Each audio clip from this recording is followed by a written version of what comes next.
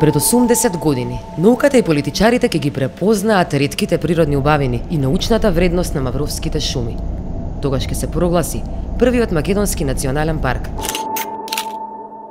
Но ова не е приказна за извонредните убавини на Маврово, туку за оние кои платија да го заштитат и за оние кои сакаат да го уништат.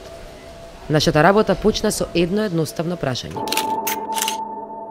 Зошто две влади цели 10 години одбиваа да го донесат законот за националниот парк, неопходен за да се спречи дивењето во заштитените зони? Од Трница до Галичник видовме деструкција во се и насекаде.